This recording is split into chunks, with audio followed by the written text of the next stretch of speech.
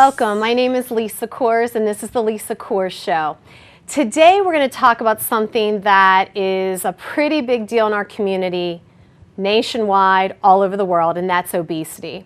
The title of my show today is Obesity, the New Disease. And if you were reading the paper around June 18th of this year, there was an article in the New York Times, and it was done by the AMA, the American Medical Association, and it declared obesity as an epidemic and as a disease.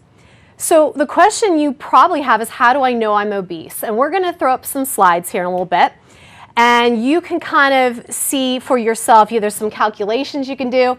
The first thing is BMI, which is body mass index. So when you go to your doctor, you weigh in, and he does your height, he or she does your height, they have an actual scale. So we're going to throw that up there. So if you end up being 30% on that BMI scale or greater, that usually indicates obesity. You can calculate it on your own, as you see with the slide, weight in kilograms divided by your height in meters squared. That's the old-fashioned way to do it. The other thing, some of you are sitting on the couch like, well, you know what? I'm not obese. I'm not overweight. I'm starting to build lean muscle. And the BMI, I heard, is a little, what is the word? It's a little experimental for people who are already fit, meaning it's not the best indicator. So we use body fat. That's the second thing. So you're going to see another slide we're going to put up for you. And in that picture is a bioimpedance meter. It's something you hold with your hands, and it goes through your body with a wave. And the number that it shows is your body fat. That is the percent of your body that's fat compared to lean. And we'll also show you on our slide, on your TV set today, what percentage, where you should be, what's healthy, what's not. So use those two different tools. So if you're someone who has never exercised, is debating, yeah, I may be overweight, I would go with BMI. But if you have been working out for a long time, you're building muscle, you want to go with body fat. What you need to know is fat and muscle. That's what body fat's all about. Muscle weighs more than fat. So the more muscle you have, the more you're going to weigh. So body fat is a little better if you're a little fitter.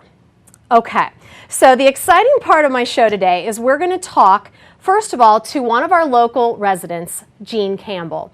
She has dealt with her weight her entire life. And what's so exciting is she's actually one of my clients.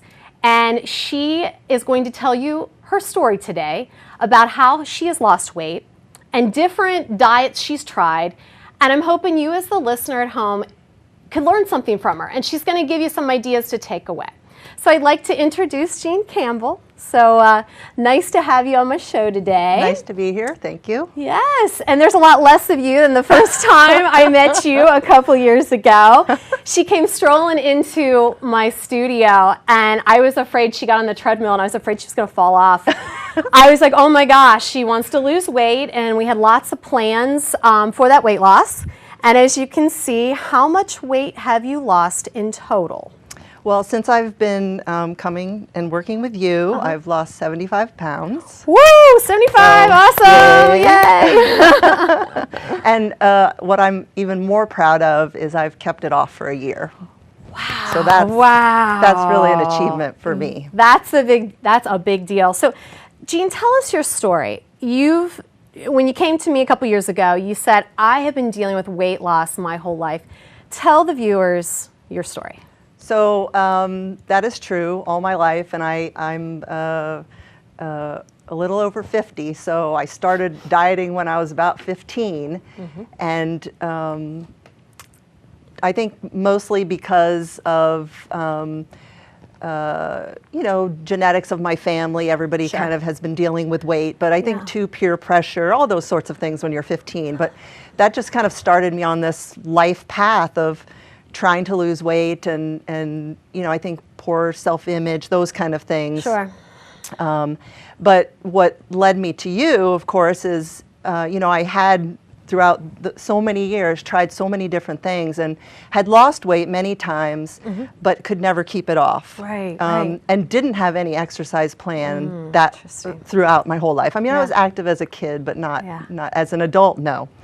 So I think I was sort of at my wit's end, I think, 2.5 years ago.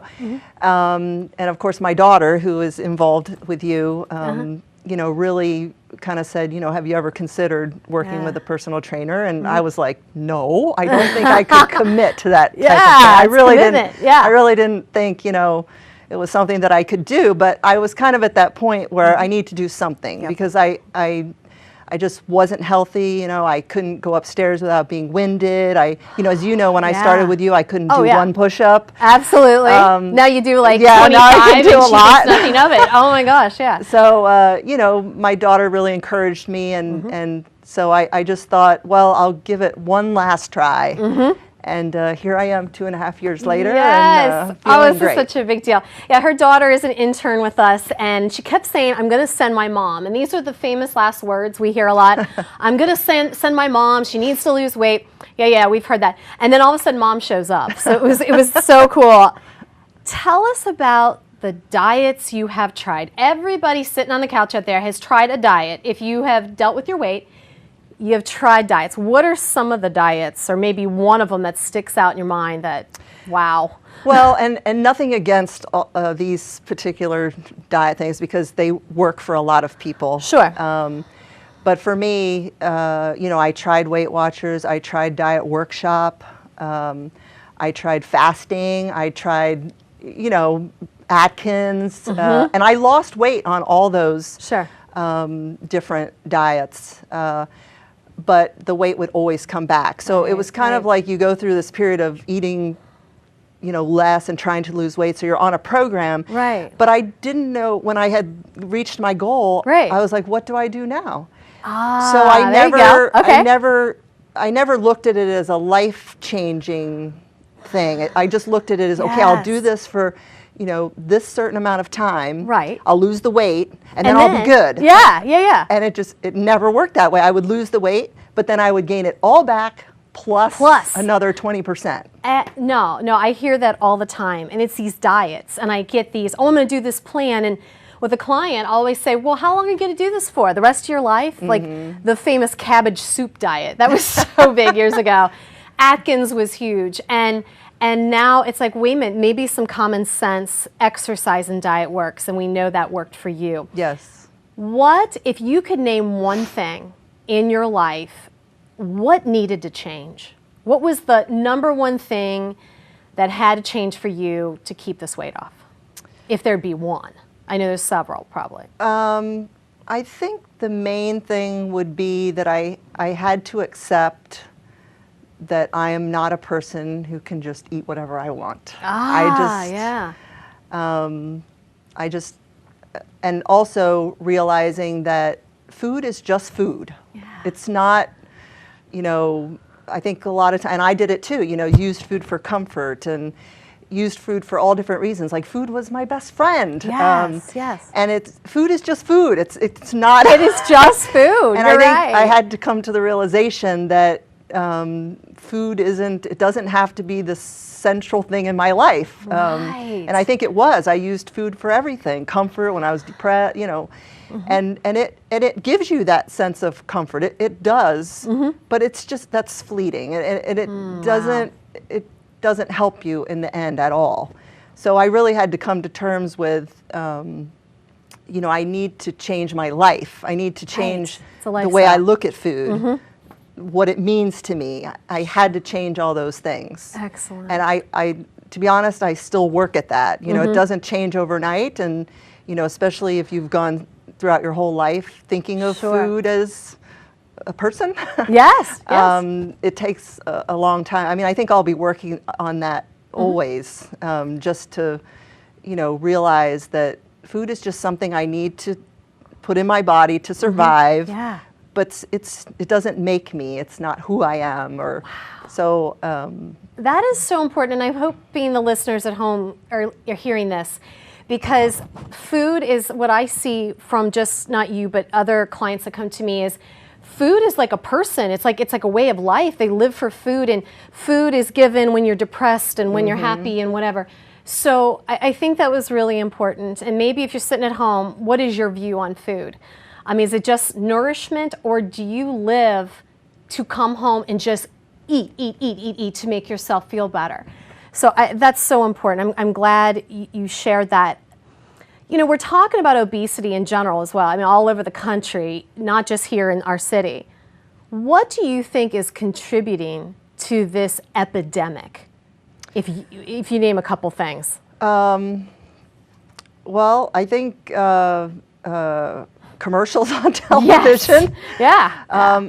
My husband and I love to watch TV, and we've resorted to the DVR because that's a way to skip through the commercials. Oh, wow. That's great. You know, it's just at you everywhere. It's just, and I think there's a lot of messaging out there about healthy eating, but it's almost like it's overshadowed by, new fast food and, all the food that, and I don't want to keep going with bad foods and good foods, because food is just food. Right. But you're just inundated all the time with, fast food. I mean, you Late can't at drive night. down a road without, being tempted by something. I agree. And I think fast food restaurants maybe now are starting to get on the bandwagon a little bit more, but when every other commercial on television is about food, and it's not, 2 for eating 1. healthy, or it's all about, the fried foods and the, cookies and cakes, and it's just everywhere. And they make it look so good, don't they? It's beautiful. It's, especially late at night, you're sitting there and you ate at 6 p.m. and all of a sudden there's this sundae. Or, it's hard when you're just, we talk about all the time, like, why can't it be like alcohol? You can't really advertise alcohol too much, or cigarettes on television. Don't advertise food. I know. They're killing us. They literally are killing us. And, I totally agree with you, because it's so hard late at night. You turn on that TV and it's just constant. Jean, tell us a little bit, to shift gears a little bit, what would you tell our listeners out there? There's several of you sitting out there that were in the same boat you were a couple years ago. What would you tell them to get them started in a healthy lifestyle, not a diet, but what would be a couple things you'd say to them?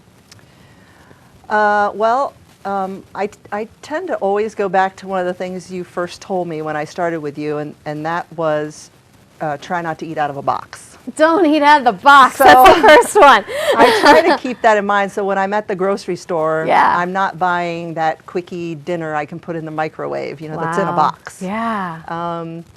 Granted, you're gonna, not everybody wants to make their own pasta. So but you look for those healthy alternatives, and I think being with you, I wouldn't have known like even how to start or how to look for things, but for instance, knowing you, I know about quinoa. So I go and I look for, I know that regular pasta, white starchy pasta might not be the best thing for me. So what are the alternatives? Well, quinoa makes a spaghetti noodle. They do. And it's delicious. You wouldn't know the difference. But you know that you're eating something that's much better for you. So that, first and foremost, I think we try not to eat out of a box. Don't eat out of the box. You got it. And I guess the other thing is activity. You've got to be active. You got to move. You got to get up and move. And there's things you can do. I am even try to be active when I'm sitting on the couch. I keep weights down by the side of my couch. And I love it. I will just pick them up periodically and just sit there and, do some, just to keep some active. I love that. So I love that. Activity is, and for me, because I never incorporated activity into my lifestyle you were all before. Diets and no activity. Now I'm convinced wholeheartedly that the activity portion, the exercise, the being fit, the going out and playing tennis or whatever you love to do, is the reason that I've kept the weight off. Absolutely. What's your biggest challenge now? Keeping the weight off. Keeping the weight off, yes. Yes. And that inevitable, that plateau that everybody hits. Have you hit that? I've hit that a couple times, but I think what we do together is you look to change your routine a bit. So you can get into those, of doing maybe the same exercises. Maybe you've discovered 5 or 6 exercises that you love to do and you tend to do them all the time, and you get into, I don't want to say a rut, but you get into that same, and any of you who have lost weight, you know that sometimes you can get to that place where you just can't seem to break that number that you are. And I think we found that by changing up your exercise routine or even changing what you eat, because I, like a lot of people, you know, I get stuck on things. Like, I love cereal, so I tend to eat cereal every single morning, where it's like, change it up. Have eggs, you know, have an English muffin, have oatmeal, have, you know. And when you do that, I think that can get you out of those plateau. Aren't these fabulous ideas? I want to thank Jean Campbell for coming to my show today and telling her story. I hope you've learned a lot from Jean. I know I have. And stay tuned. We're coming back, and we're going to talk about childhood obesity in our community.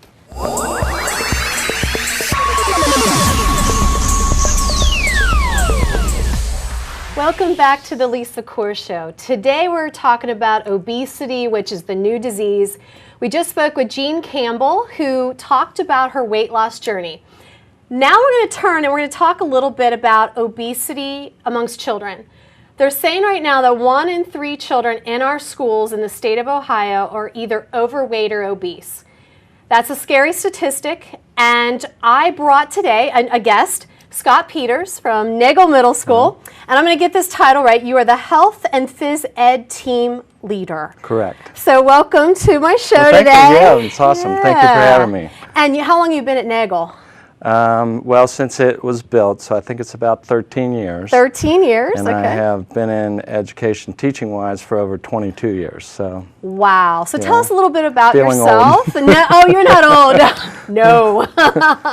Tell us about yourself, where you're from, and where you went to school, and all that good stuff. Yeah, originally I grew up on the west side, so I actually. He's a west side guy. Awesome.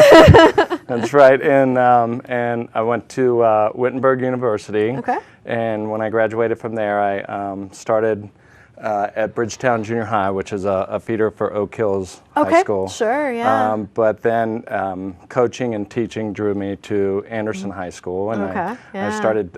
Actually, I taught science first, and then my passion was to educate people and health and phys ed and fitness, and so that was my first degree, and so I ended up finding a teaching job through that at Nagel Middle School. So that's 13 years. Yes. Okay, so Nagel is 6th, 7th, and 8th grade, or 7th and 8th? It's 7th and 8th. 7th and 8th. Yeah. So we have a lot of young teenagers you're dealing with. Okay. Almost 1,200. 1,200 students, and you've been there 13 years. So excellent, excellent job.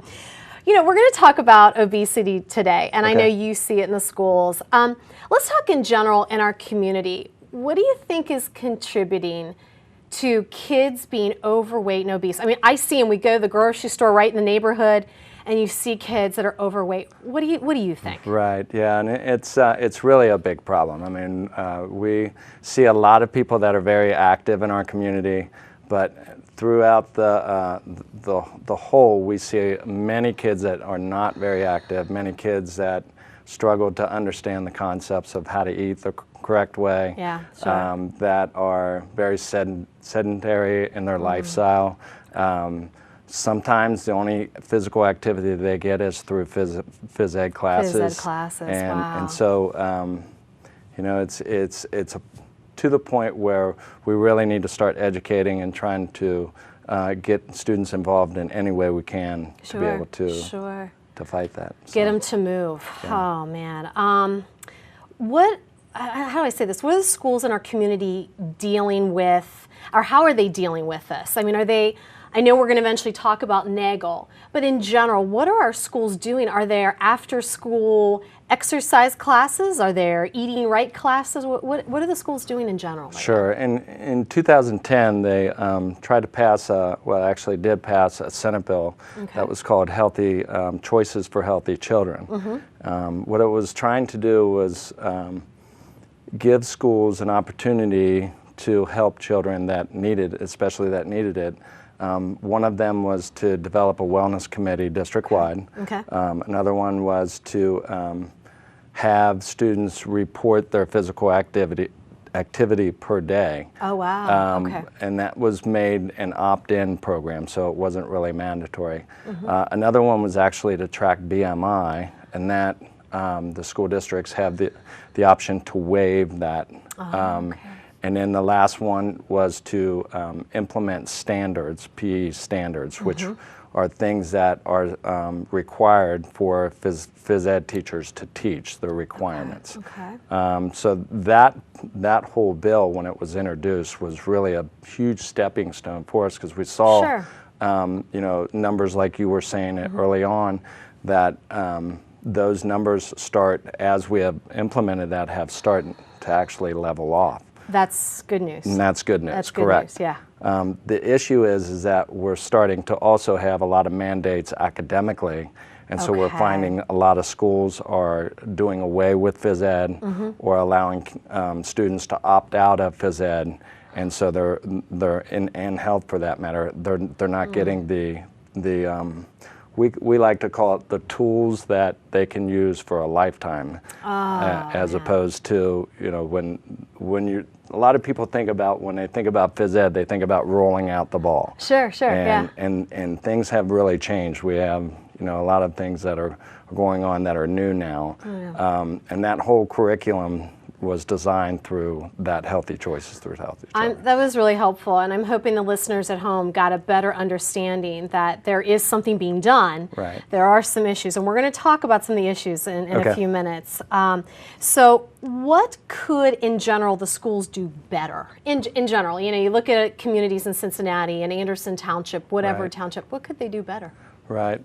I think an emphasis more on not allowing the academic piece to take over. Wow. You know, we always say there's only one you, and you can't trade it in like you can a car. Sure. And you have to take care of it, but you also have to learn how to take care of it the right way, especially when you get older. Yeah. And you have, a lot of times you don't have what you have in elementary or grade school or high school, where you have coaches or other people telling you what to do, or making your own food.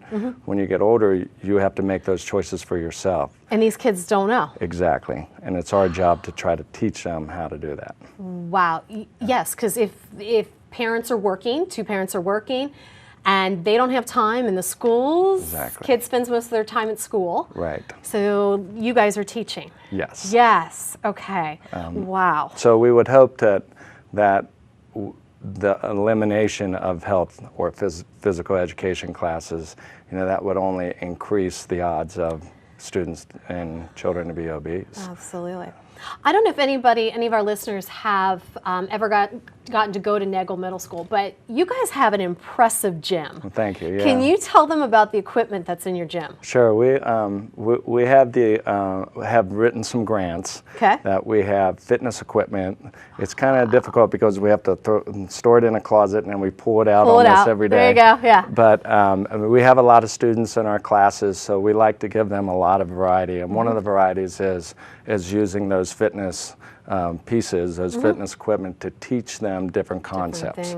And then it's almost science-based, where they're using a fitness concept and seeing how it works with the That's the amazing stuff you guys are doing. And listeners, by the way, they have these TRX type things, like suspension trainers, on their walls. I can only afford one in my studio, and they have a bunch of them.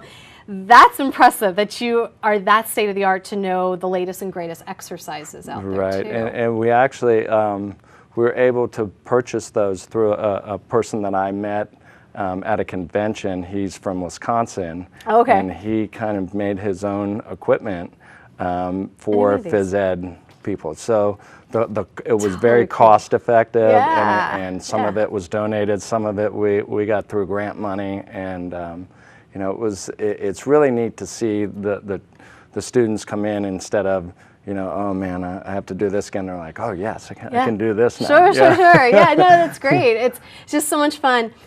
Tell me a little bit, when I visited with you last year at Negel, you had talked about some programs that Negel had done. Right. Talk about a couple, and basically focused on fitness, education, eating right. Talk about maybe one or two of those programs. Sure. We have one program that is sponsored by the NFL, actually. It's called Play 60. Wow. And they have a lot to do with not only physical activity but also nutrition and eating. Wow, Actually, okay. this year we're trying to implement a club. We're going to call it Fit Hawks. It's a wellness club, and it's basically generated and run by students. We have one parent. Her name's Bridget Chamberlain. She does a great job in the elementaries. Awesome. We're starting to write a grant. This year, the focus is breakfast and then physical activity breaks inside of the classroom. So teachers, we would develop some curriculum for the teachers to take a 5-minute break when you're sitting in the classroom in a desk and chair all the time. You kind of want to get up and move, and it's actually proven to help people learn and stay focused. And so that's one of the really cool programs that we have going. Another one that's just starting up is called a Learning Readiness Program. We're trying to take children that have difficulties in math or reading, and we're putting them into our phys ed classes.